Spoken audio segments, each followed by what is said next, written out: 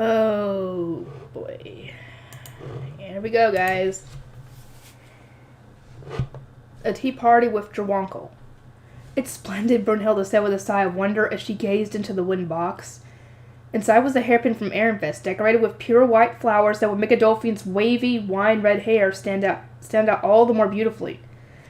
The flowers were made with lace and looked very much like large roses, and the softly colored green leaves that surrounded them brought images of spring to mind.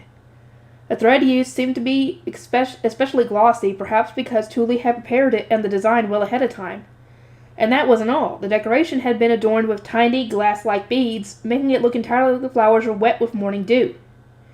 Thule sure is amazing. Is this of an apprentice quality for Prince Sigewald to give to a Lady Adolphine, I asked? Or appropriate quality, sorry. Brunhilde nodded, her amber eyes tearful and dreamy. Oh yes, it is more beautiful than I could put into words. I see your personal hairpin crosswoman has become even more talented. She had the keenest eye for quality out of all of my retainers and tended to set very high standards, so earning her praise was a genuine achievement.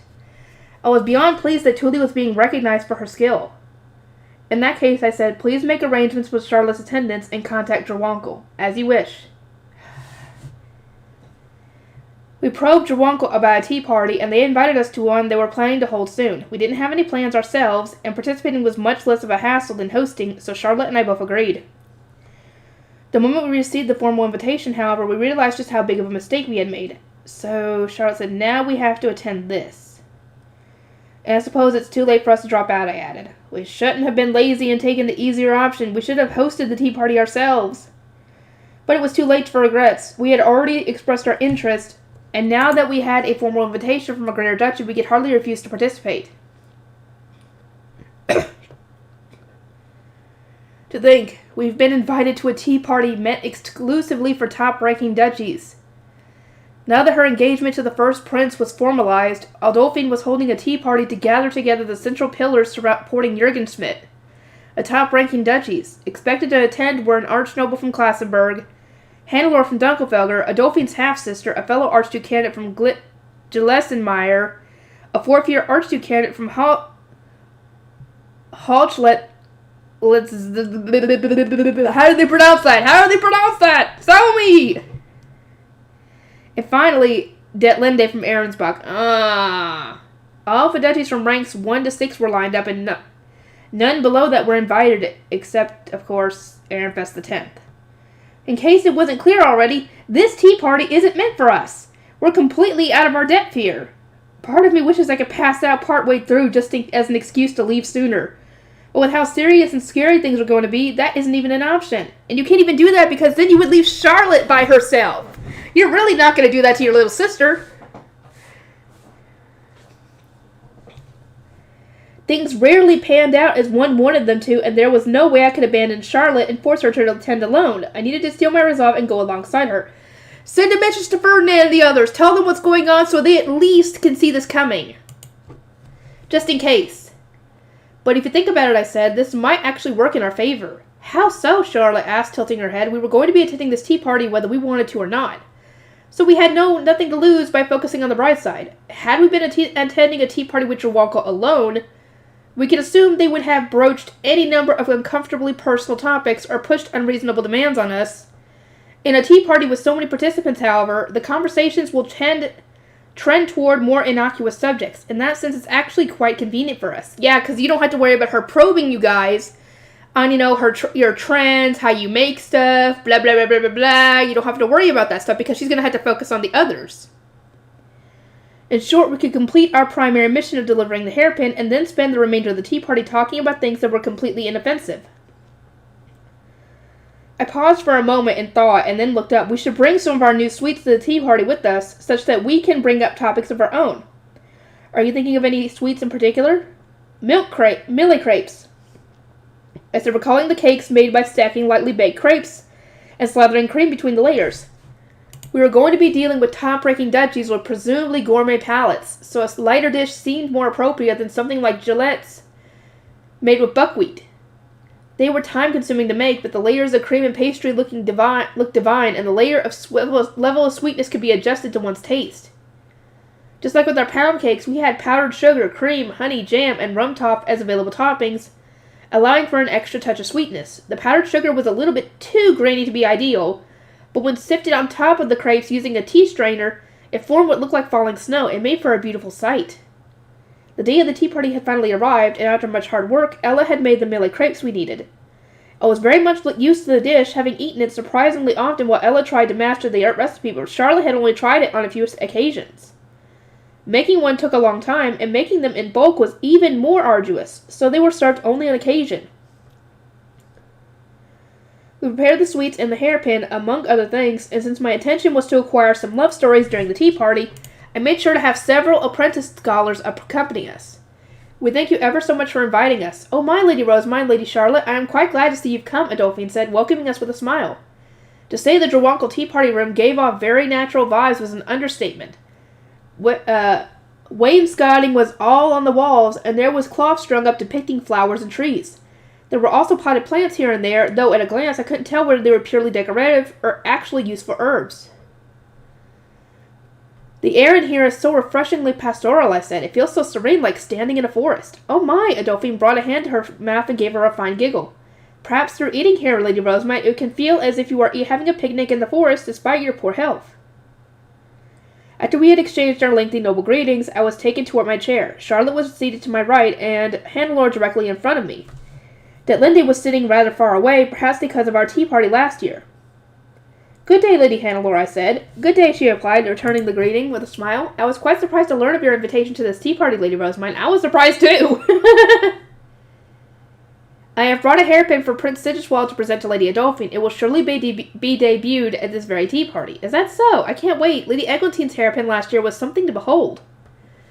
After a brief conversation with Hannelore, Charlotte introduced me to the Archduke candidate sitting next to her. Sister, this is Lady Luzinde of Gelessenmeyer, she said. Luzinde was a first-year Archduke candidate and a very good friend of Charlotte's, it seemed. She was also one of many who had read Royal Academy love stories at Hannelore's recommendation. Her light green hair swayed gently as she turned to face me. Lady Rosamine, this is our first time having a tea party together like this. I added a personal family symbol to my staff after Lady Charlotte suggested this. And she tells me that you are the one who came up with the idea. She said she is proud to have you as her older sister. Oh! She'll be happy to hear that. Careful, Rosamine. Your emotions might get the better of you here, and then you would be forced to leave. Her words echoed in my mind, hearing proud and older sister together in the same sentence made for a pleasant hum in my head as they were repeated over and over. I had considered myself dead weight ever since my arrival at the Royal Academy, but here Charlotte was singing my praises to her friends. I'm so happy right now I could actually die. I really have to calm down, though. At this rate, I'll have to leave before the tea party ever begins, but I can't help but smile. To me, Charlotte is much more impressive, I said. She is so kind and adorable. I am similarly proud to have her as my little sister. It was my attempt to outdo Charlotte's own kind words, but she stopped me with a firm tug on my sleeve. I see you two are quite very close, Lucinda said, with a giggle. It was Lady Hannelore who introduced me to Ehrenfest books, and I have had a wonderful time reading the ones Lady Charlotte allowed me to borrow. I realize this may be somewhat late, but I have brought with me a book to lend in return. We thank you. An apprentice scholar serving Luzinde preferred a book, which Feline and Marianne readily accepted. My excitement swelled at the prospect of getting a book to read a book from Gelessenmeyer. Calm down. Yeah, calm down. The tea party's barely even started. Once everyone was gathered, the tea party could be properly begin. As the host, Adolphine took demonstrative bites of each type of sweet, introducing them in the process, and drank some tea. After that, it was my task to introduce the Ehrenfest sweets we had brought. These are known as melee crepes, I said. They are rarely served even in Ehrenfest, but I thought they would make an ideal treat for this high-class tea party of top-ranking duchies. You may add jam, honey, sugar, and such to taste, as you would with pound cake. Once my explanation was done, I signaled for Laisletta to start dusting the crepes with sugar. She gently shook a tea strainer, and the white powder floated down majestically like snow. Charlotte seemed to have done her best to spread word of our pound cakes, and everyone have seemed well accustomed to the idea of sweets that one could adorn freely. The attendants wasted no time in serving their ladies and adding toppings according to their instructions. Just as expected, the top-ranking duchies preferred their sweets on the stronger side, and many asked for honey. Are these thin layers of pastry separated with cream? Hannelore asked. From the side, the layers are very visible and pretty. I see, mused Lizinde. Ehrenfest has unusual sweets other than pound cake, I must say. I think these crepes are even more delicious.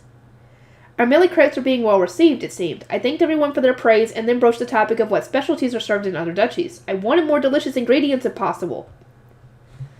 I am aware that sweets made with sugar are popular in the sovereignty, but do any of your duchies have special sweets or fruit? I asked. I wish to learn more about popular confectionaries. From there, we discussed many fruits that were used to make sweets, how they were eaten, and various other details until it became clear that duchies had way more specialty foods than I could have anticipated. It seemed that students would serve sweets that were popular in the sovereignty during Royal Academy tea parties, but upon returning home, they would eat the more local sweets that they preferred. I would very much like to try everyone's local sweets one day, I continued. I feel there are many exciting discoveries waiting among them. What a splendid idea, Lady Rose, mine Adolphine replied. Is that how you discovered these new recipes in your own new paper, I wonder? Ooh, calm down. I nodded with a smile. New information can inspire fantastic creations. Lady Handler recently introduced me to roll raisin, for example, which I should be able to incorporate into a new kind of pound cake. My, a new kind of pound cake? At this rate, I expect you will soon have a new kind of rinsham as well. Shut it. Shut it, lady. You frickin' reverse engineer our rinsham, so you have no room to talk here. I certainly hope it is this year that Drawonko finally secures a trade deal with Ehrenfest. Through experimentation, we have managed to pick apart rinsham and devise a type of our own, but it seems to be less effective than yours. Ha ha! Ha ha! Ehrenfest is still on top on that. Adolphine said and placed a troubled hand on her cheek. As it turned out, their version succeeded in making hair glossy, but it wasn't kind on the scalp. I deduced one possible explanation instantly. I wonder, are they messing up the scrub? Don't say anything! Don't say anything. Hearing that Drawonko had yet to flawlessly recreate our rinsham came as a massive relief. Perhaps I had been too on guard against them. No, don't be too on guard. You can't never be too on guard. Ehrenfest has many unusual things, Adolphine continued. The rinsham appears simple when deconstructed, but we cannot reproduce it perfectly, and the paper that you use to distinguish between merchants is unlike anything we have ever seen before. I am simply dying to know what other secrets you have up your sleeve. Even my little brother Ortwin has been bemoaning his failure to unearth whatever explanation there is for your duchy's rising grades. Ha ha. Well, it makes sense that he's struggling. Wolfried can't exactly admit that everyone's working hard to win recipes for my sweets. Our keeping secrets had apparently made Adolphine very curious, and she was now probing into how many new business partners we intended to take during the upcoming Archduke conference. I don't know that. You'd have to talk to Ab Ehrenfest about that one. As you know, Ehrenfest has long been among the bottom-ranked duchies and does not have the capacity to accommodate too many merchants at once, I said with a smile. I personally believe that our expansion to new trade partners will remain gradual, but as this matter is down to the Ob, I can say nothing with certainty. I was in essence telling her not to get her hopes up, and now that our topic of conversation had turned to business, I decided it was the perfect time to focus on what was the very reason for our attending. At the moment, Lady Adolphine, I cannot say whether we will commence trading with Drawonko. However, you are already in a position to receive Ehrenfest products, are you not?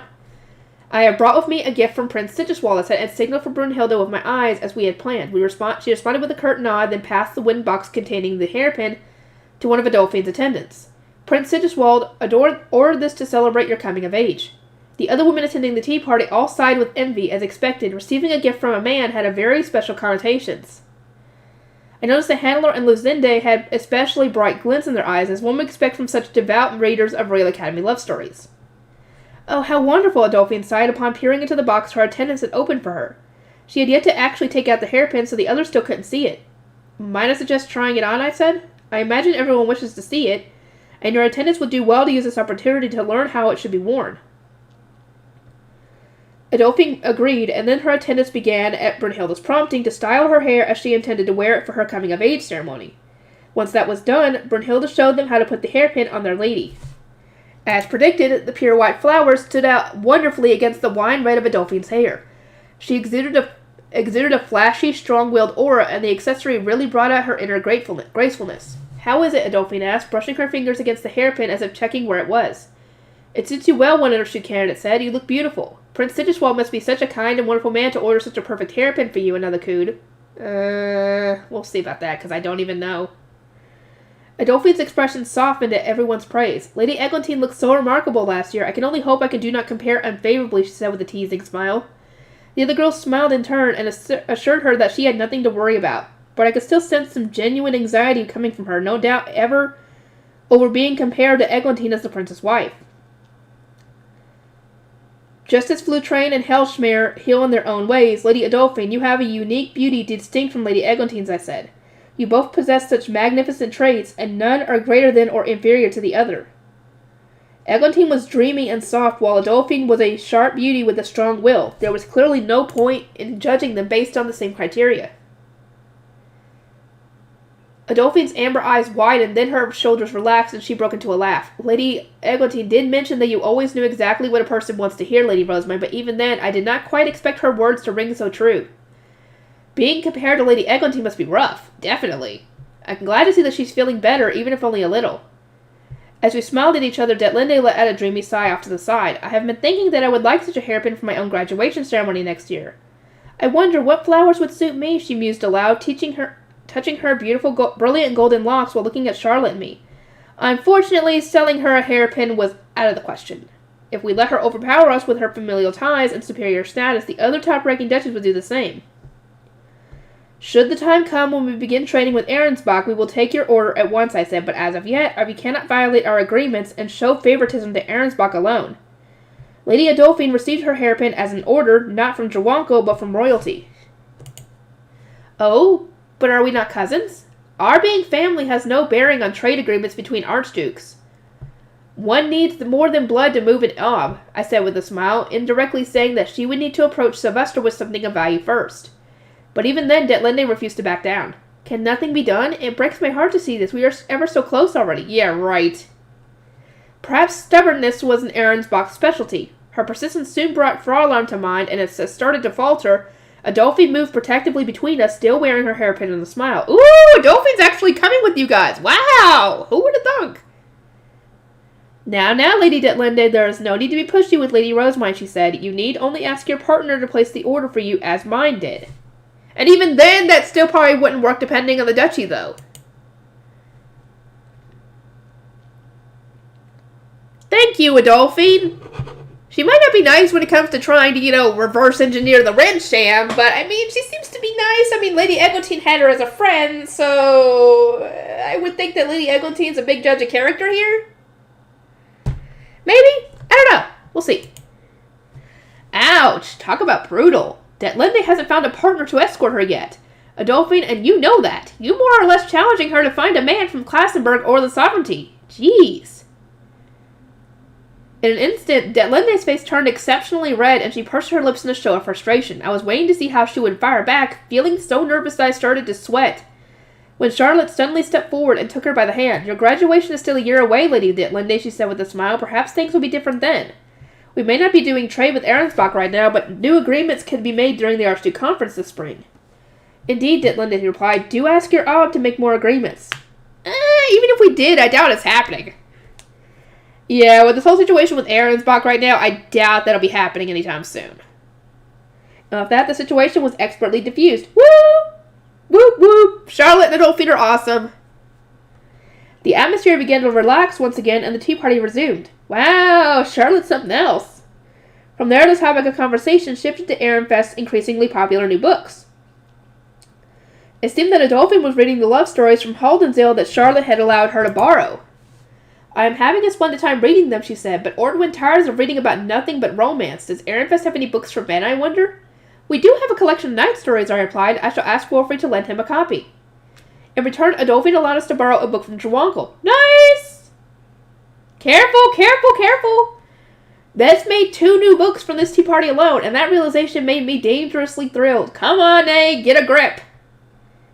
Pray tell, what stories are there in Ehrenfest's books? Came a question. Both Hannelore and Lucinda answered quickly and passionately, while Adolphine spoke of what she had read in the new book she was borrowing. As they began to discuss the romantic moments when gods popped up, it seemed that even those who were unfamiliar with them were able to visualize the scenes and understand exactly how the characters were feeling.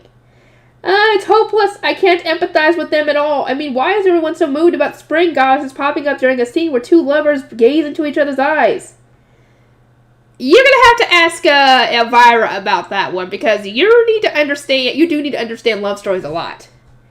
Another story comes to mind that tells of an Archduke candidate from another duchy began, and then started to regale the others. My apprentice scholar swiftly transcribed all that was said, while I alone stared wistfully at the table, unable to empathize with anything. In the end, although everyone was talking about books, I made it all the way through the tea party without collapsing. I simply couldn't relate to the other girl's excitement and passion whatsoever. And the necklace I was wearing changed colors only the slightest bit. Oh, it sucks! They talked about books and you couldn't even enjoy it because you couldn't understand why it was so good. Ooh, Roderick's name story. Here we go. This is what I've been waiting for. I wrote a report to Ehrenfest about the tea party with Jawanko, which had been my greatest obstacle. My guardians had told me to write as though I were doing it for a job, so I was working my hardest to do just that, having to prove that I was able to do these things when I really put my mind to it. I put down the date on which the tea party had taken place, a list of who had participated, the sweets people had decided to bring, and what others thought of them. Also made sure to detail every topic of conversation that had come up, things that were likely to be mentioned during the Interduchy tournament, and the Archduke conference, and the potential ways to deal with them. That should satisfy Ferdinand, I said when I was finished, rather pleased with the outcome. I looked over the surprisingly thick stack of papers and spun my tired arms, enjoying the gratification of a job well done. Seeing that my pen was still, Brunhilde came over with the letter in hand and said, Lady Rosamund, may I send this to Prince Hildebrand? I accepted it and read its contents. It was asking how I should go about delivering his armband. After checking to make sure the letter didn't contain any errors, I gave it back to Brunhilde. Yes, you may send it. Understood, I shall do that now then. Once Brunhilde had gone, I asked Lysetta to send my report to Ehrenfest, and then turned to Riarda. Please fetch me our book from Gillesmeyer, I said to her. I wish to read now that I have finished my report. I was sure that I completed everything I needed to do, but Riarda refused with a look of exasperation. Do you not remember that everyone is busy preparing for the Interduchy tournament, milady? As an Archduke conference, you must observe them and keep abreast of their progress at all times. Am I going to be attending this year? Ferdinand mentioned something to that effect, so unless something quite disastrous happens, I imagine so. And so I went to the common room at Riarda's farm prompting. These preparations would have seemed meaningless to me under any other circumstance, but since I was actually going to be attending the tournament this year, I wanted to take in the festive mood. In the common room, scholars were busy writing clean copies of the stories they had transcribed during the tea party and preparing their research to be presented. The fact that things still seemed a little empty despite that was probably because the knights were out practicing dinner.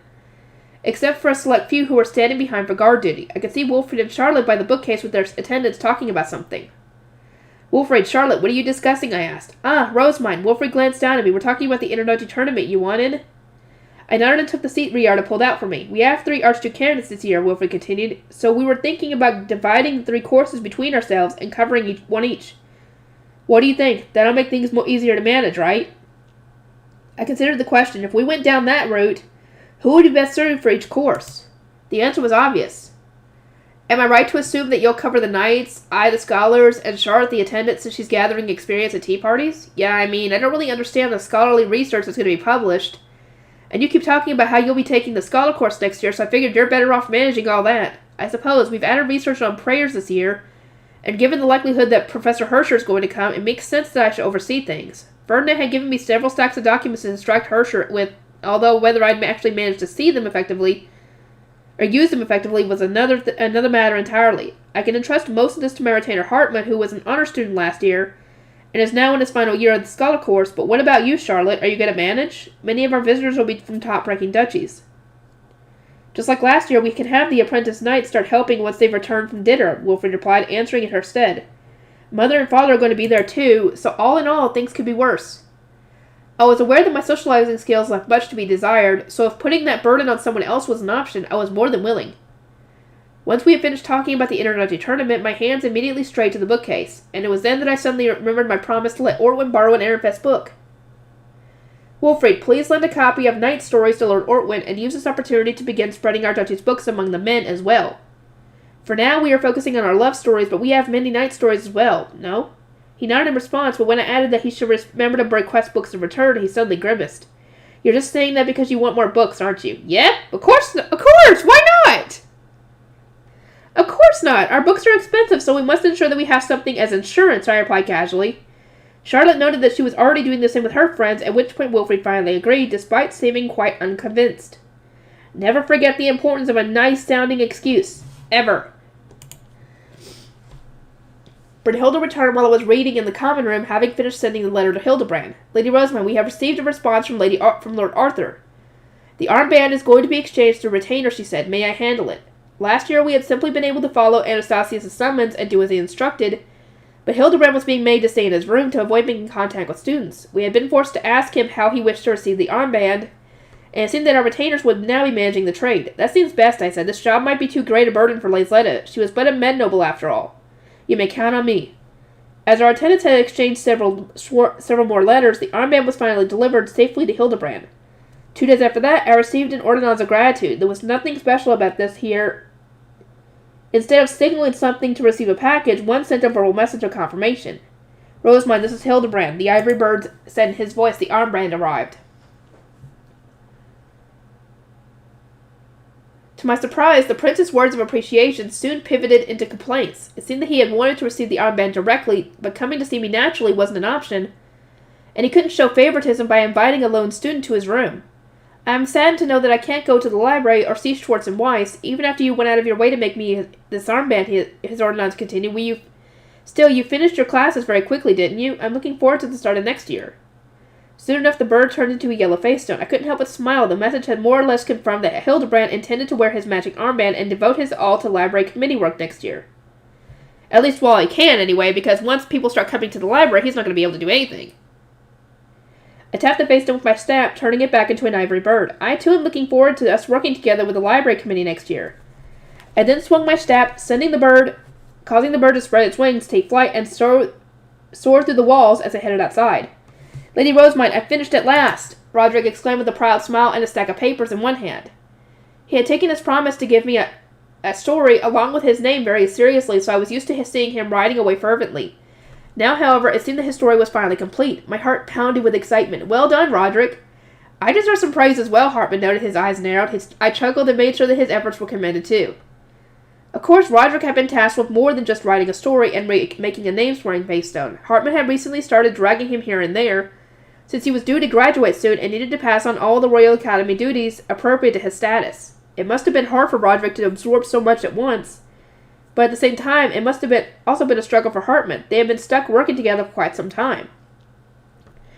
It's thanks to your efforts, Hartman, that Roderick was able to make his name-swearing stone and is going to be capable enough to begin his scholarly work as soon as he became my retainer, I said. Well done and thank you.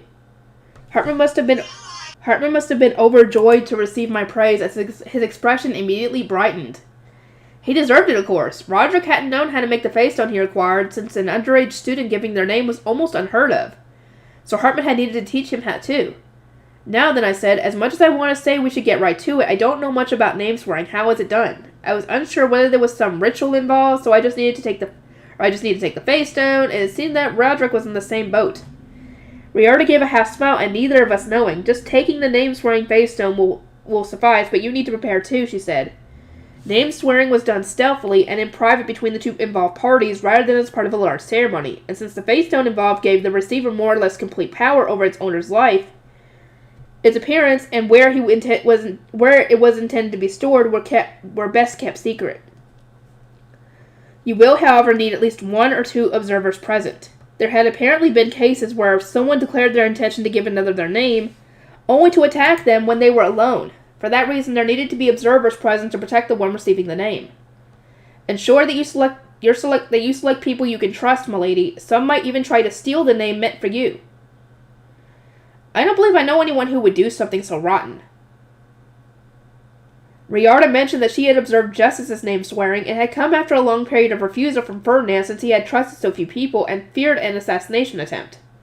And who observed Eckert's name swearing, I asked. Justice. There was nobody Ferdinand trusted more than that man, Riarda said with a conflicted smile. Much like Roderick, Eckert had given his name while he was still underage, so both his parents had attended as well. So, does that mean Roderick's...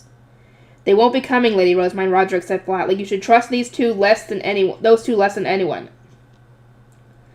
I elected not to press for details. His home situation was said to be so bad that Justice thought I would go berserk upon finding out the truth. Still, this is problematic, I said. Who should I choose to observe? Would you be the safest pick, Riarda? She had observed once before and was already familiar with the name-swearing process, so I was sure she could deal with any problem that came up. But as I was nodding to myself, sure that my mind was made up, Hartman raised a hand. There was an unmistakable intensity in his orange eyes. Please do select me, Lady Rosamund. I don't know, that gleam in your eyes is a little off-putting. But at the same time, Hartman had taught Roderick how to make the stone in the first place, and he had done a lot to make this happen. Perhaps he felt like a master watching his student finally grow up.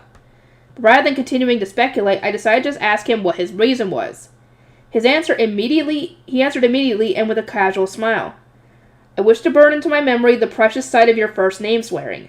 That is such a dumb reason compared to what I was thinking. He doesn't care about Roderick at all. I choose Riordan to observe without a moment's hesitation. Hartman staggered back in shock. Then his expression turned deathly serious as he began contemplating something. I suppose I cannot help being refused, he eventually muttered. If participating as an observer is no longer an option, I suppose I will need to give my name as well to see the ceremony. What? Dude! This isn't something you casually do, remember? Hello? This is why Matthias told Roderick to not do it so casually. Because this is a big deal. Jesus. The scary thing was, I really could imagine him doing it. And allowing him to give his name to me would presumably only send him into becoming even more obsessed than he already was. And I choose Hartman as well, I quickly added. Please keep a close eye on him, Riordan. As you wish, milady. We shall prepare the room for us at once. She, Hartman, and Roderick went to get everything ready while I waited in the common room and pouted, annoyed that Hartman had so easily put me over a barrel. Cornelius spotted me and gave a teasing laugh. Why not just take Hartman's name, too, and order him to start showing some restraint, he said. That would make life a lot easier for you. I would rather not do something like that, I replied, my cheeks puffed out. His expression changed to be more serious. Yes, I know. I imagine that's precisely why Roderick wishes to offer you his name, and why others do too. He shot a meaningful glance toward the children of the former Veronica faction who were waiting with bated breath to see whether Roderick would be treated any differently once the name swearing was complete. Things can hardly be compared to the past, Cornelius went on. Those of us attending the Royal Academy aren't fighting over whether you, Lord Wolfried, or Lady Charlotte will become the next Ob. Instead, we're all working for mutual gain. Our grades are rising, and we're drawing more attention from the other duchies. There's no denying that our status is suddenly on the rise. This change was even more apparent in the students in the years above, or more precisely, those who had started attending before I reworked the winter playroom. Lady Charlotte might one day be married into another duchy, but you and Lord Wolfried are engaged, Cornelius said. It's clear to everyone that the Errant Fest of the future will revolve around the two of you. The question was, which one of us should they follow? And what impact would such a decision have on their relationships with their houses and parents? The children of the former Veronica faction were mulling over these questions nonstop, and if we continue to work and spend time together, attitudes may begin to change. Cornelius continued, I wish for their futures to be bright as well. We'll need to stay on guard against them, of course. But I no longer feel that we need to eliminate them completely. Somehow, it seems like you've grown up even more, Cornelius. He grimaced. I wish you could do the same, Lady Rosamund, especially when it comes to your obsession with books. I understand completely. I will strive to secure as much reading time as possible, such that my book obsession will only grow stronger. No! That's the complete opposite of what I meant, Cornelius shouted, completing our double act. Just as Riordan returned to say that the preparations were all complete. I went over to and entered the room, leaving my knights to stand guard outside the door. Already inside were Hartman, who was on my left, and Roderick, who was kneeling in the center. Milady, please stand in front of Roderick and wait, Riordan said. I did as instructed, at which point she began shooing everyone else out and shut the door behind me. Roderick's brown, almost orange hair was positioned a bit lower than my eyes, but he was looking up enough that I could see his tense expression and the storm of emotions in his dark brown eyes. In his hand was the new story he had dedicated so much time and effort to writing, and a metal box that most likely contained his name-swearing stone. The box was circular, making it similar in appearance to those used to hold wedding rings, and there was a white face stone attached to the top. Riordan stood next to Hartman and gave a calming smile. Now let us begin. This shouldn't be too complicated, and it isn't a ritual like those for the gods. It's a personal vow, so you may tell milady your true feelings, Roderick. He nodded in response. After nodding in turn, Riordan looked at me. Once you've made sure that Roderick's name is on the stone and nobody else's, replace the lid and register your mana. You just need to dye the face stone on the top of the box. Once you've done that, nobody else will be able to touch Roderick's stone. I quickly repeated the process in my head, trying to confirm that I understood. Check the name, close the lid, register my mana. Okay, got it. It was then that Roderick looked up at me, seeking my confirmation. I gave an honest response, at which point he inhaled slowly and turned to face the floor. He set the pages and the box in front of him, then crossed his arms over his chest. I, Roderick, hereby swear to create stories as Lady Rosamund's loyal vassal for the rest of my life. As proof of this, I offer my name alongside a story written by my own hand. May my name be with you always. May my life be yours forever.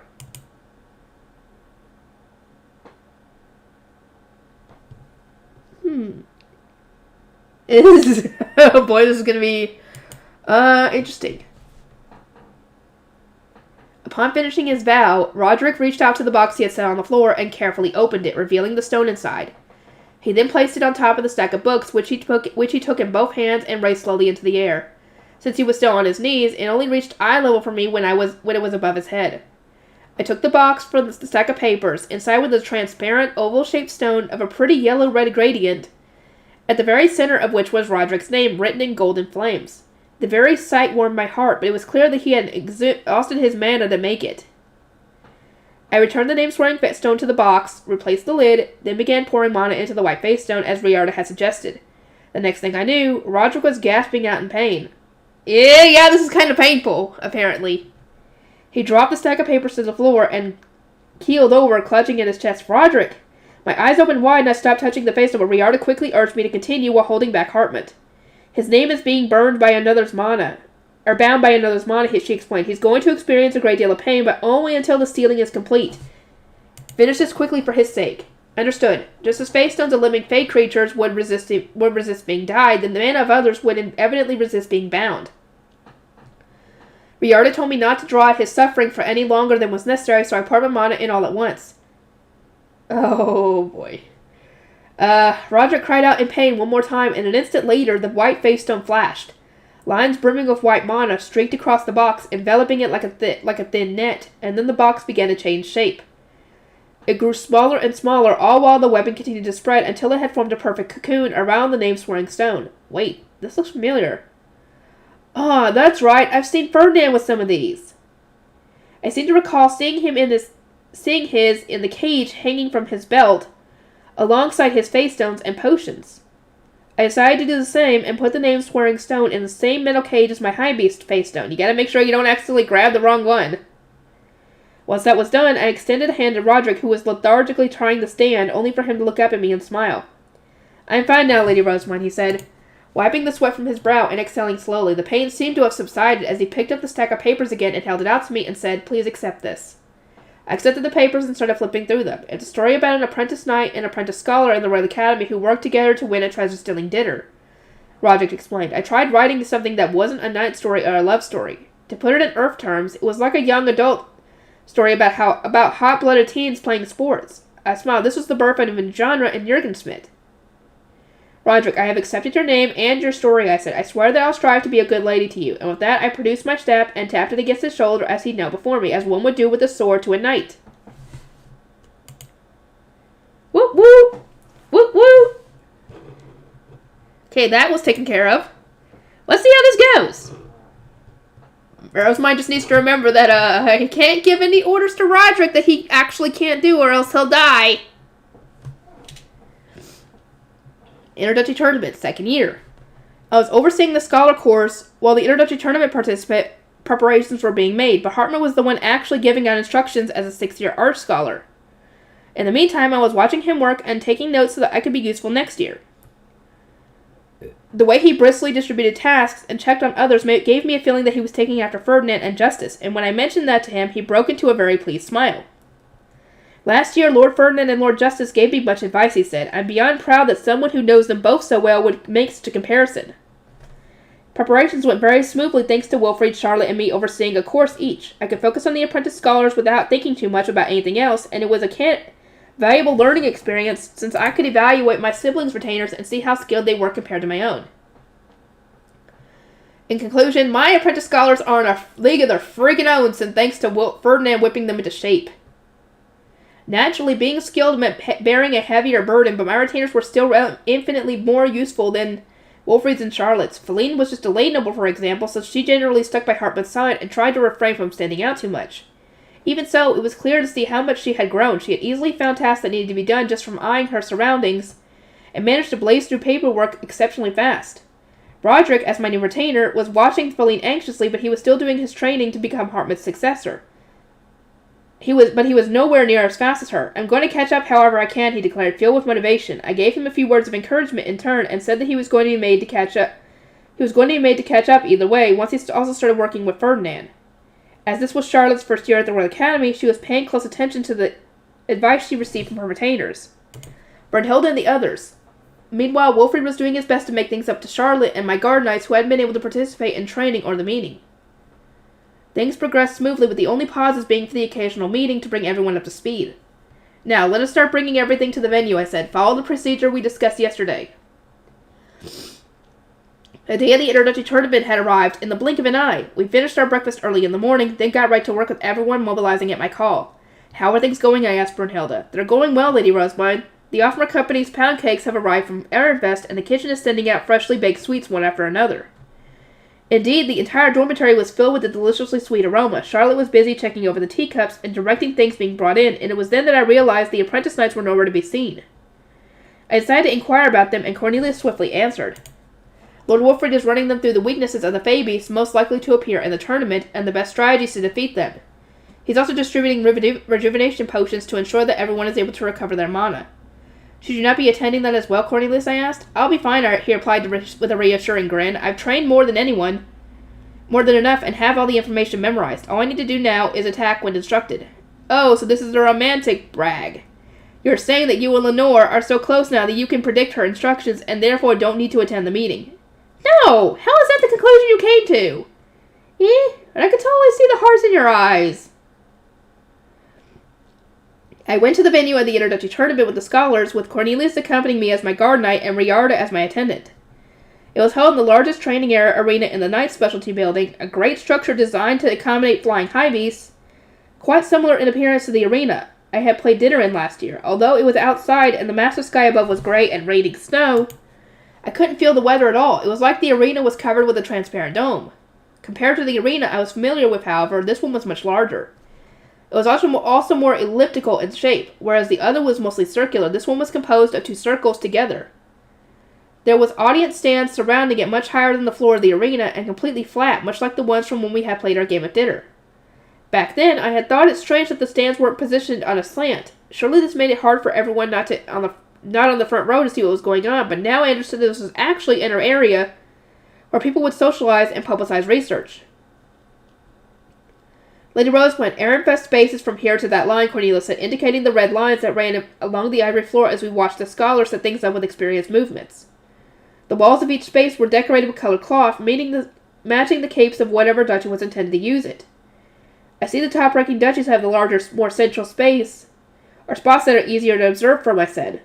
Now that Ehrenfest has risen to the 10th rank, our spot is much wider and just generally better than the one we received last year. In fact, back when I was a first year, we were seated over there, Cornelius said with a wry smile and pointed to a crowd gathered of those from the lesser duchies. One's designated space was based on one's rank, and it seemed that we received very little room to ourselves when we were a middle duchy, ranked among lesser ones. Now, however, we were a far more appropriate rank for our status, and had much to be proud of. Students from our duchies had also started to arrive at the arena, and we could see them setting up too. It truly was a colorful sight, watching the flurry of different colored capes plopping in and out. There's also a ton of ordnances flying about, which was fun. Apparently people were using them to stay in contact with their dorms. As I watched the flock of ordnances busily flying about, one burst from the crowd and soared toward me.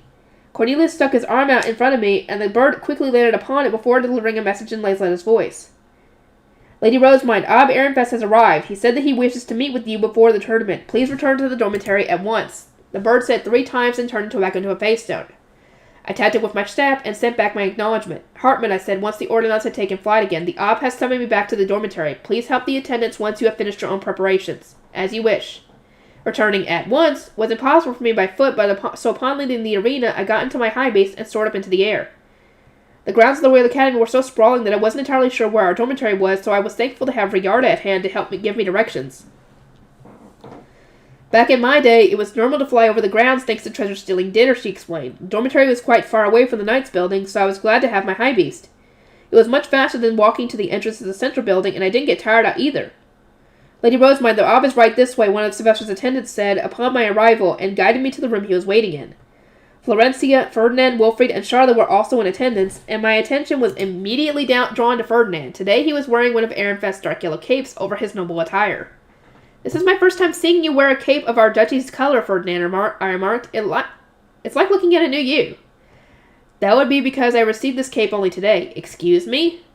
As it turned out, Ferdinand had tried to attend the tournament wearing his usual blue cape. Sylvester had immediately stopped him upon seeing this, and said something to the effect of, "Hold on, are you really planning to use that cape? People are going to think you're from Dunkelfelder. It's best to wear a duchy's color even if only for today." "Unfortunately, I do not have an Ehrenfest cape of my own," Ferdinand had replied. "Your mother snatched away the one father gave me during my gifting ceremony, saying that a priest has no need for such a garment."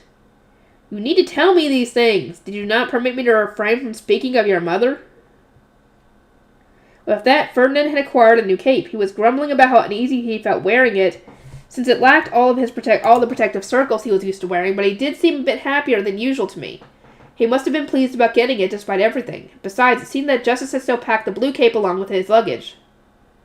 "So, what are we discussing?" I asked. "I heard from Wilfrid that you three divided the courses between yourselves," Sylvester said, gesturing to my siblings and me.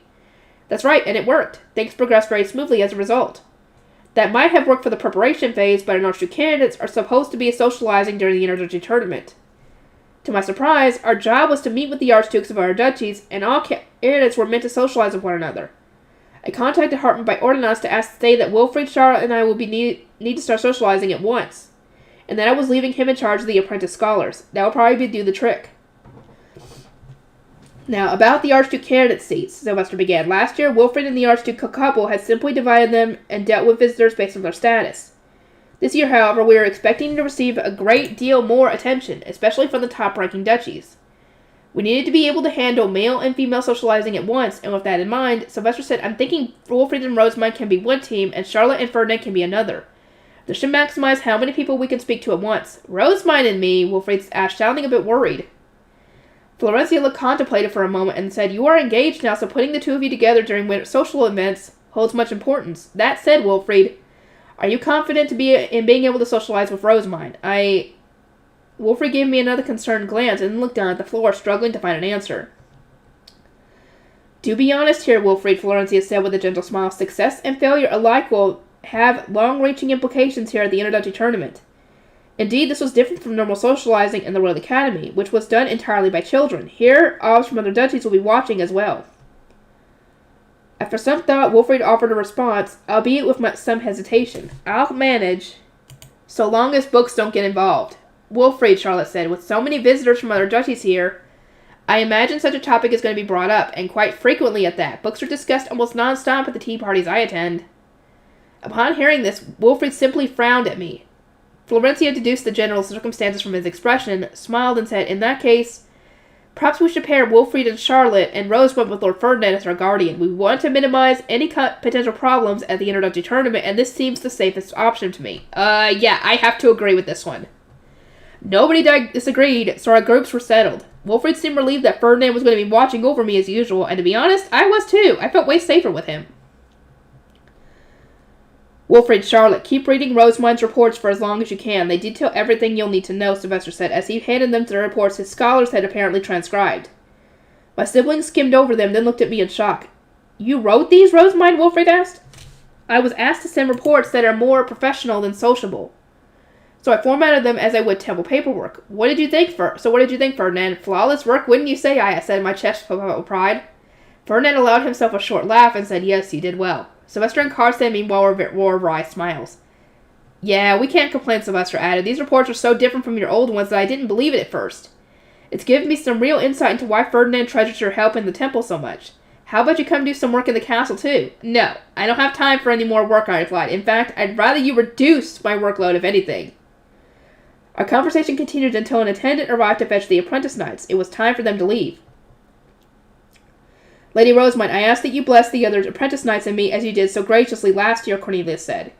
He and the other knights were kneeling before me with him at the very front. I granted them Ungrif's divine protection and then saw them off. "Given how far away the knight building is, Rosamund, I would advise that you leave now," Ferdinand said. "I shall lead the way. Make sure to look after her for us," Sylvester added, and with that, we started on our way. Dinner marked the beginning of the introductory tournament. An Archduke candidate from Klassenburg made their proclamation, and the first duchies to play were called forth. It seemed the first half was composed of randomly selected bottom-ranking duchies, and this year, for the first time ever, Ehrenfest was going to play in the second. Fullmetal tagged the 15th. The next duchy was called, and its spot in the audience immediately erupted in cheers as apprentice knights wearing light blue capes started entering the arena on their high beasts. They rode around the field and got into the position as the professor descended to the arena floor, also on a high beast, and poured mana into a magic circle. There was a sudden flash, and a fey beast burst into existence. It was large, cat-like, and very familiar. "Is that a Goltz?" I asked, looking up at Ferdinand. "No, a Siltz, one evolution below. But that matters not. Sit, Rosemine," he said with a grimace, as the match finally started. Apparently, it was fine to stand when your own duchy was playing, but Archduke candidates otherwise had to remain seated. "I can't see the game from where we're seated, though. It's kind of boring." I pursed my lips, but I dared not complain. This was the start of Ditter and the Interduchy tournament, and visitors had already started to arrive. The nobles who had failed to get pound cake during last year's tournament were coming in droves, determined not to miss out again. "I received some during the Archduke conference, but I'm especially eager to try the other flavors," one guest said. "I've been looking forward to this for several days now," another added. "They're speaking in such dignified manner, but they have the same over-eager glint in their eye as old women flocking to a bargain sale. Those who came for sweets were given some and directed to return to their own duchy space, while those who came for business were sent to Wilfrid and Charlotte. The only ones permitted to see Sylvester and Florencia were other Archduke couples from the top-ranking duchies. I was directing my attendance when, all of a sudden, a stream of people approaching us stopped, and those who remained started giving someone something of a wide berth. I was confused at first, but not even a moment later it all made sense. Huh? They all formed a path, and walking down it was the Goddess of Light. It is not the Goddess of Light. It's got to be Eglantine and Anastasia. It's got to be them. Her golden hair, which she was wearing in complex braids, took on an elegant sheen as it caught the light and produced a truly stunning contrast with her red Corelli hairpin. She approached us with a calm smile, smoothly greeting those she passed along the way. There was no denying that she looked even more beautiful and mature than I remembered. "Lady Eglantine," I exclaimed. "Oh, and Prince Anastasius, I'm honored to see you have come."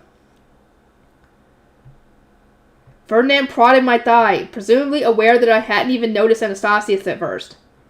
We all exchanged the usual noble greetings, but when we moved to guide them to the archducal couple, Anastasius shook his head and instead sat at our table. "We have words for you first, Rosemine," he said as Eglantine also took a seat. Our attendant started preparing tea, while I poisoned tested our pound cake and cookies, a taste of which we were latter of which we were serving here for the first time, and then offered some to our guests. Anastasius was more interested in the new, and so he reached for the cookies, while Eglantine asked for some familiar pound cake. Her attendants prepared a serving with well-practiced movements. "Rosemine, what's this about research into the Bible's prayers?" Anastasius asked. "It's being published under someone else's name, but I imagine it's yours." I glanced over at Ferdinand, who had suggested all this in the first place. It was probably more accurate to say it was his research than mine.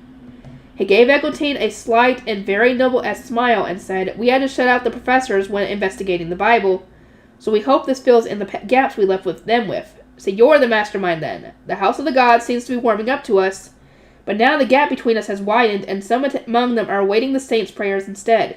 What are your thoughts on this? We merely obeyed the summons of the king." "We'll see how long the attitude of yours lasts," Anastasius said with a snort, a regal one, of course. He and Ferdinand seemed to understand each other perfectly, but I had no idea what was happening. I ignored their discussion and smiled at Eglantine. "I am pleased to see you, Lady Eglantine. I too am pleased. I am told that you produced yet another new trend, Lady Rosemine." "Yes, this is a new kind of pound cake made with roe-rays I received from Lady Hannelore of Dunkelfelder. Will you have a taste?" I asked. We had soaked the dried roe-rays in liquor before adding them to the mixture. In my opinion, they turned out very well. "It's quite delicious, I must say, with this level of expertise. I am sure you can make pound cakes for each duchy using their local produce. Never have I regretted graduating more than I do now," Eglantine said. It seemed that she had felt particularly lonesome since her graduation, a feeling that I understood all too well since I had graduated back on Earth. I couldn't go to my favorite library anymore without permission, and just like that, it was like losing a loved one. "Incidentally," Eglantine continued, "I am told that Ehrenfest has released an especially entertaining book this year. Are you making books popular, Lady Rosemine?" "Yes! That is my goal. The books are made in Ehrenfest, but people from all duchies are enjoying them. Our love stories are the most popular of all. I would have liked for you to enjoy them as well, Lady Eglantine, but I do not have any on hand." "Calm yourself," Ferdinand muttered to me. His sudden mourning caused me to sit up bolt upright, and upon seeing this, Eglantine let out a giggle. "And you are Lord Ferdinand, I assume?" she asked, and then quietly added, "The one of so many legends." I shot Ferdinand a timid glance. He was giving his standard noble smile, but I could sense the fury in his light golden eyes. Aw, crap, I forgot about spreading all the legends surrounding him. Shit. Well, that was bound to happen anyway, considering how much of a legend he is. It probably wouldn't have been you that was spreading it. It probably would have been other people, but still. Rumors are often gross exaggerations of the truth, Ferdinand said. I cannot suggest trusting them. Eglantine nodded, then suddenly gave me a look of concern. I am unsure how true the rumors are about you are, Lady Rosamund, but I fear you are being toyed with by the goddess of time. Lady Eglantine? Do be careful. Please. Anastasius and Eglantine then said they had to go elsewhere and departed. What did she mean by that, I wondered aloud, having not really understood the warning. I imagined she was speaking in reference to what Prince Anastasius said, Ferdinand replied. Did you not hear him? I didn't really understand what he was saying, so I started tuning him out.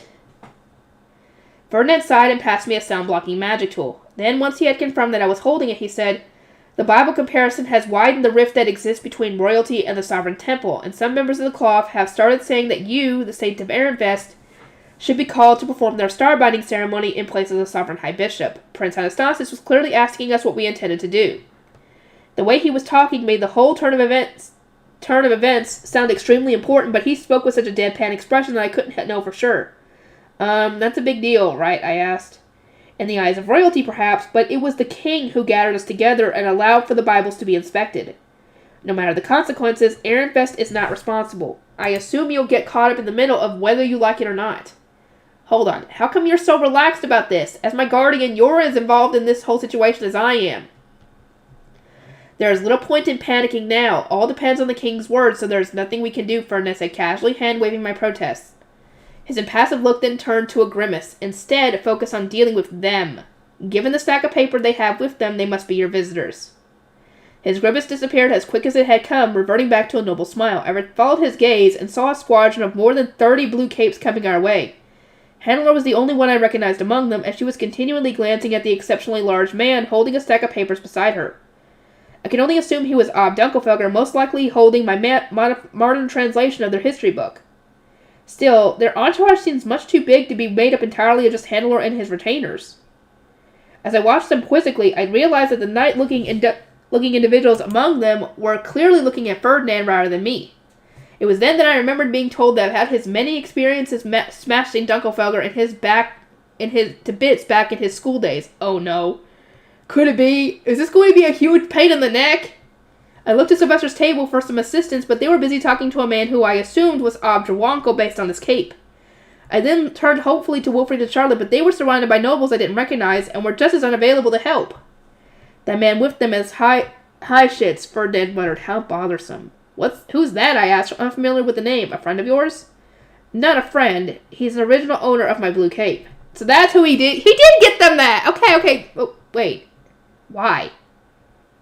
Highshits had apparently given up his cape as a proof of a defeat, and then challenged Ferdinand to countless rematches in an attempt to claim it back, making him much more of a pain in the neck than Raffen. In the end, Highshits had failed to beat Ferdinand even a single time before the graduation, so he had never managed to win back his cape. I certainly hope he does not challenge me to another duel, Ferdinand said, just as the Dunkelfelger squadron lined up in front of our table. The man whom I presumed to be their Ob stepped forward. He was tall, muscular, and looked extremely strong, a very fitting leader for Dunkelfelger's knights, if you ask me. Are you Lady Rosamund, the Archduke candidate who asked Hannelore if she could publish a modern translation of our duchy's history, he asked. I nearly jerked and said, yes, that's me, without thinking, but thankfully Ferdinand flicked me on the thigh again before I could actually respond. Bringing me back to my senses, it was a close call to say the least. We were dealing with the Ob of a greater duchy here. I needed to remain dignified and polite. Indeed, I am Rosamund. Will you grant your permission, perhaps? I asked, trying to sound as graceful as possible. Ob Dunkelfelger grinned. Sure, if you win. But if we win, we'll take this manuscript for ourselves and publish it in Dunkelfelger. We challenge you to a game of dinner, he declared, slamming the manuscript down onto our table. Father, what are you saying? All of a sudden, Hannelore cried, but her voice was drowned out by the oohs and ahs of the surrounding knights. Apparently, dignity and grace weren't important when it came to people from Dunkelfelger. All that mattered was dinner. No, it makes sense now that Raffin's so obsessed with it. I stared up at the Ob, my mouth agape. What should I do? How am I supposed to respond to something like this? Ferdinand? Help? Of course, I wasn't the only one taken aback by what was happening. Father, does Mother know about this challenge? I'm going to contact her at once, Hannelore said, tears swelling in her eyes, as she hurriedly took out her ordinance. Perhaps this was Ob Dunkelfelger going berserk on his own? Ouch, Hannelore sure has it rough. Wait, now's not the time to be thinking about that? Introductory tournament socializing was like a battlefield for Archduke candidates, so I needed to deal with this in a manner befitting my status. That said, my court etiquette class certainly hadn't covered what to do when the Ob of a top-ranking duchy skipped greetings to challenge you to a dinner match. Also had no clue how to go about dealing with Dunkelfelger. Ferdinand, we need help here. Alright, Ferdinand does, though. He was said to have a long history with Dunkelfelger Knights, so he was surely used to this kind of situation. I gazed up at him, hoping he would jump in to save me in my time of need, but instead he was avoiding eye contact with the Knights entirely, making it painfully clear that he intended to sit back and see how I dealt with the situation. Ferdinand, you massive idiot! This is the part where you're supposed to help me! From what I could see, Hannelore was the only one battling Ob Dunkelfelger and showing consideration for my plight.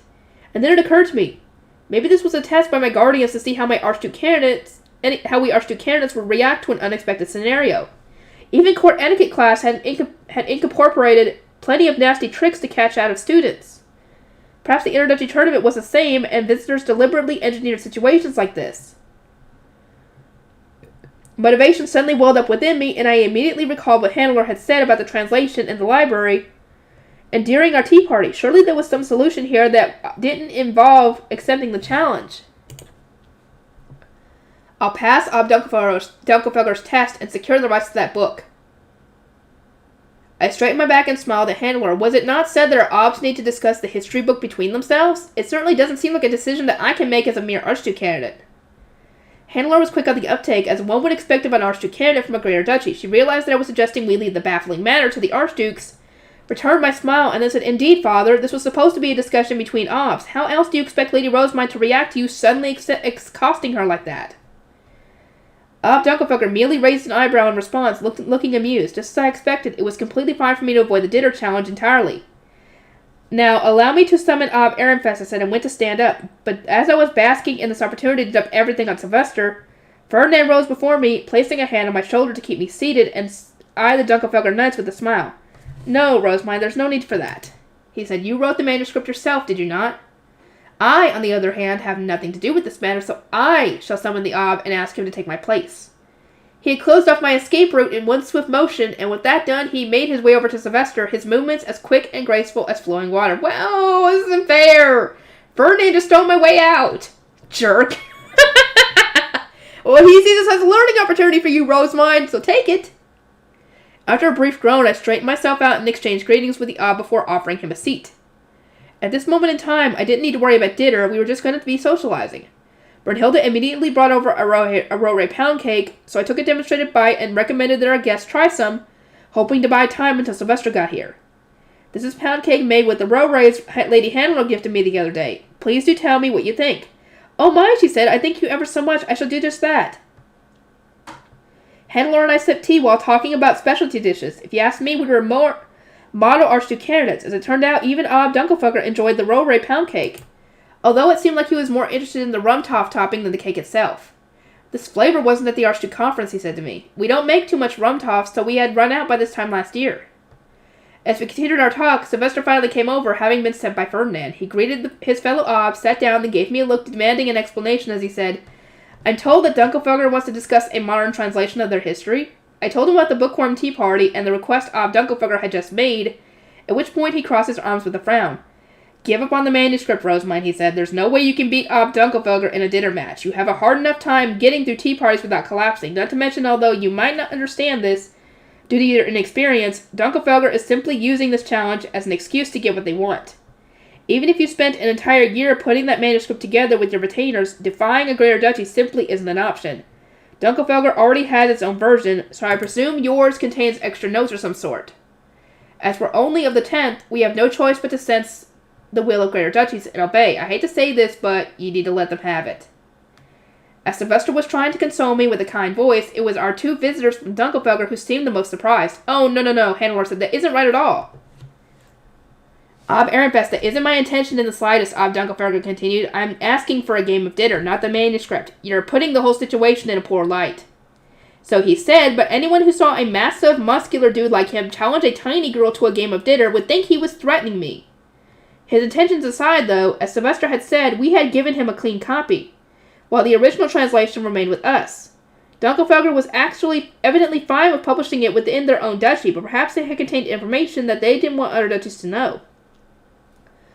I started to wonder whether I should give up on spreading it throughout printing and just organize the rough notes into a book that I would enjoy on my own. Because, a game of dinner still sounds like a huge pain in the neck. Understood, I nodded at Sylvester, and then faced Ob Dunkelfelger again. If you wish to make that book your dear duchy, Ehrenfest will consent without protest. No, wait, he replied, that isn't what we want. You put a tremendous amount of money and effort into this manuscript. What better way to assert your ownership than with a game of dinner? And then realization struck me. The manuscript was a passion project of mine, and the actual translation part hadn't cost me any money. But if Ob Dunkelfelger understood its worth, I wanted him to at least reimburse me the money I had spent on the paper and ink. And it all comes from my own budget after all, so the idea of me surrendering my work without getting anything in return seemed wholly unreasonable. You certainly are wise, Ob Dunkelfelger, I replied. As you say, this manuscript cost me a considerable sum of money, since I needed to pay my retainers and such. Might I suggest obtaining it not through a show of authority, but by purchasing it instead? I gazed up at Ob Dunkelfelger, hoping to recoup at least half of my investments, while Sylvester voiced his support of the idea. Rosemine made that translation for fun, he said, meaning she paid for it out of all out of pocket. It may not be much from the perspective of a greater duchy, but for Rosemine it was quite expensive. I humbly ask for your consideration in that regard.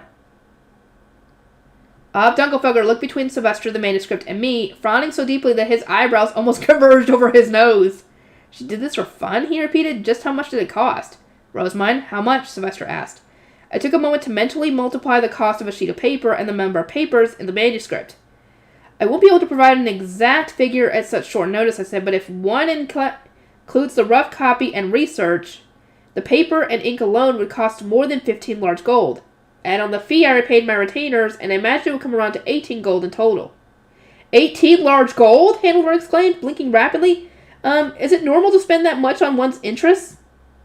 It depends on your interests. It wasn't an amount that a normal Archduke candidate would spend lightly, but when it came to books, I bare no expense. I could see Sylvester rubbing his forehead out of the corner of my eye, although I pretended not to notice. Ehrenfest's new paper is cheaper than parchment, I explained, so in truth it could have ended up being more expensive. My main concerns are whether there were any mistakes in my translation, or any events that I misrepresented. I'm quite worried about those manner of mistakes, so if you were to tell me the proper translation, or the truth of a particular situation, I will deduct an amount from the fee as an information cost. Ob Dunkelfelger hummed and eyed me carefully. Why would you spend that much money on a book about Dunkelfelger history to be made in Ehrenfest? It doesn't make sense that you'd put so much time and effort into it. Well, is your book not a thing of wonder? As you may have heard from Lord Lestalot, I was fascinated with the richness of your duchy's history and how far back it goes. So much so that I wish to make it easier to consume and spread it far and wide. It really is a shame that I will never be permitted to do this.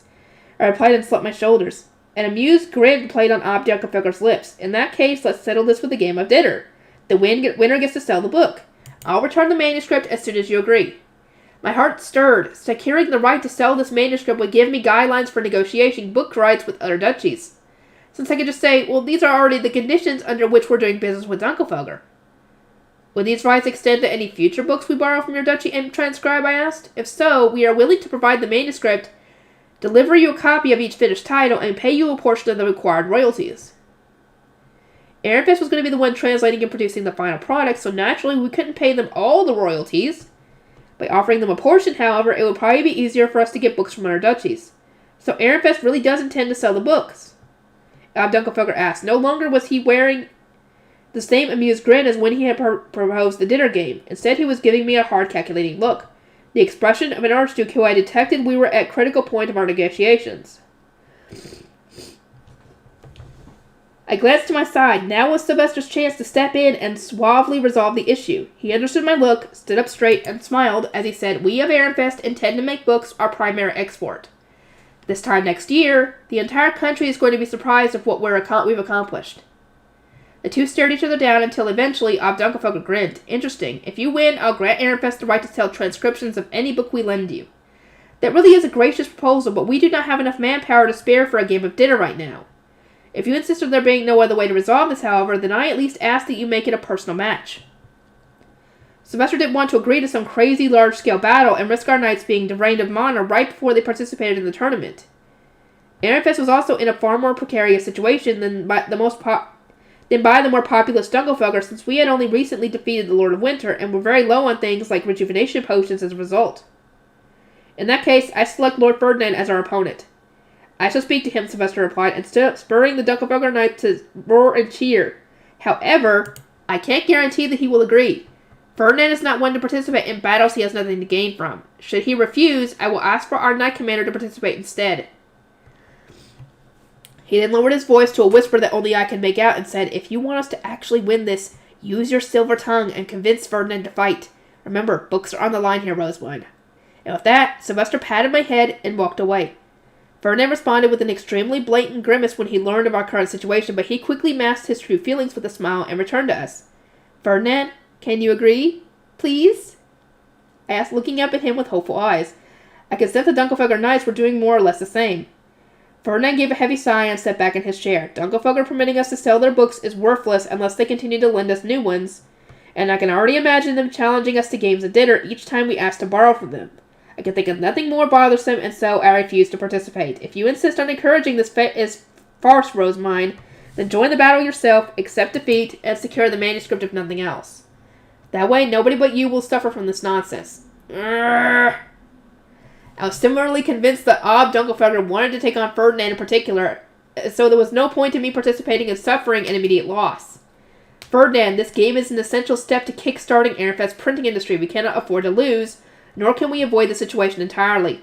She's right, came a shout from among the Dunkelfelger knights who were looking as hopeful as ever. Listen to her. Please, Ferdinand, lend us your strength, I said, not for me, but for Ironfest. My hope was to convince him that this was more than just a personal matter, that it was for the sake of our duchy. But he simply put on a noble smile and said there is nothing for me to gain from this endeavor, so there is no reason for me to participate. His tone was frigid, and there was such an intense coldness in his stare that I almost gave up on the spot. But whether or not he participated would surely decide the game. He was far more likely to secure a victory than anyone, and for that reason I grabbed his sleeve and desperately started pleading with him. I'll give you a copy of every single Dunkelfelger book we transcribe. I do not want them, then I'll... As my eyes began to well up with tears, one of the Dunkelfelger knights stepped forward and said, Ob Dunkelfelger, please entrust this battle with Lord Ferdinand to me. It was the man Ferdinand had pointed out to me, his former classmate, I assumed. Heischitz, the Ob replied, can you get this man of stone onto the battlefield? Yes, sir, Heischitz announced. He then looked Ferdinand dead in the eyes and said, one Flammerzungfruit. What? I'm guessing this is something that he wants? Ferdinand was no longer wearing the self-assured smile of a noble. Now he looked purely contemplative as he glared at his returning adversary. Ferdinand Heischitz grinned as if assured of victory, while his fellow knights patted him on the back and shouted cheers of encouragement. So this is Heischitz, huh? Wow, it feels like he's really used to baiting Ferdinand into fights. Heischitz had tried to reclaim his blue cape time and time again, as Ferdinand very begrudgingly recalled, which meant he has succeeded in baiting Ferdinand into dinner matches on countless occasions. Come on, Heischitz, this is all for the sake of my publishing rights. Let's see. One quellwade fruit leaf, one windfalk hide, Heischitz continued, still maintaining eye contact with Ferdinand. I didn't recognize any of the names, but I could guess they were of highly valuable brewing ingredients.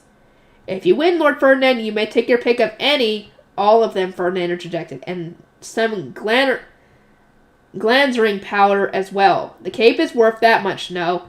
He raised an eyebrow and shot a taunting smile at Heischitz, whose victorious grin turned into a pensive frown. A look of a man who was putting his life savings on the line, I gathered.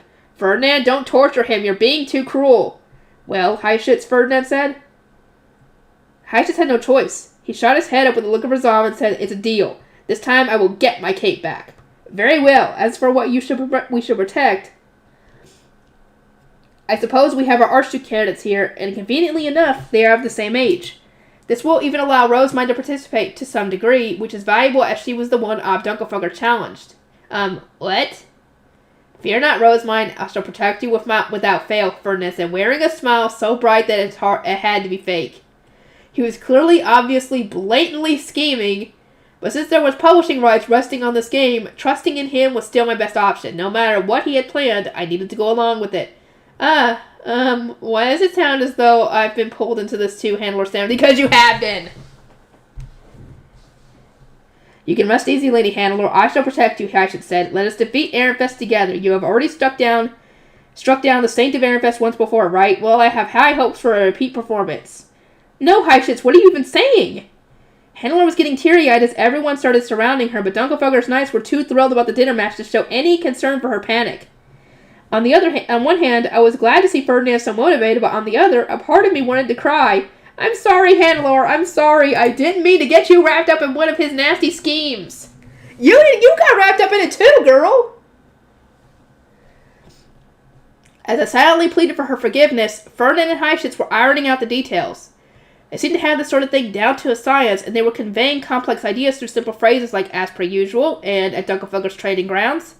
So are we going to do this after the graduation ceremony, I asked? Ferdinand scoffed. I went to settle quickly. Dunkelfelger and Ehrenfest are both due to participate in the second half of the introductory tournament, so we shall finish this things before then. It was then that Justice brought over a wooden box, presumably containing the blue cape. Apologies for the wait, Lord Ferdinand, he said. Now, let us be off. Dang, Justice! Were you around and heard this whole thing go down? Jeez, dude, how did you know about it? What am I saying? Ordinances, but still. Okay, let me see real quick. I'll end this off here, and I'll see you guys in the next one. Next one will be the freaking rematch between Ferdinand and Hyacinth. Be ready, everybody.